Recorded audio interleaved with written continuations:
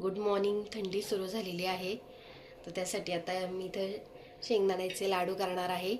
तर मी इथं तव्यावर शेंगदाणे भाजायला घेतलेले आहेत आणि त्याच्यामध्ये आपण गूळ पण टाकणार आहोत.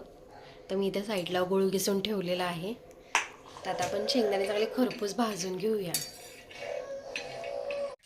आता आपले शेंगदाणे खरपूस भाजून झालेले आहेत. आता मी हे थंड करून चांगले सोलून घेते. आता आपले शेंगदाणे चांगले खरपूस भाजून झालेले आहेत. तर आता आपण गूळ आणि शेंगदाणे एकत्र मिक्सरमध्ये वाटून घेऊया. तर त्यामध्ये मी आता हे थोडं थोडं टाकते आहे.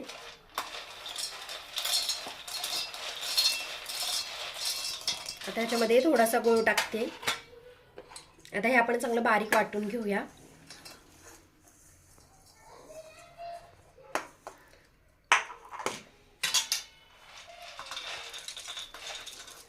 आता हे वाटून झालं की हे बाकीचं पण मी लगेच वाटून घेणार आहे. आता आपला शेंगदाणा गूळ बारीक वाटून झालेला आहे.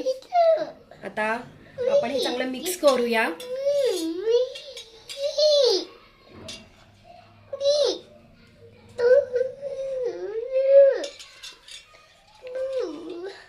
आता आपण चांगलं मिक्स करून घेतलेलं आहे. आता आपण ह्याचे छोटे छोटे लाडू करूया.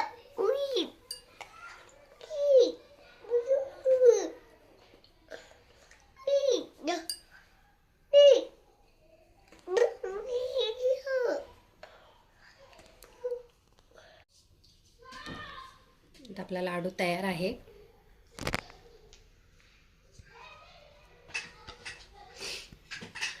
आता हे मी बाकीचे पण लाडू करून घेते. आणि हे शेंगदाण्याचे लाडू थंडीमध्ये खरंच खूप पौष्टिक असतात. तर तुम्ही नक्की करून पहा.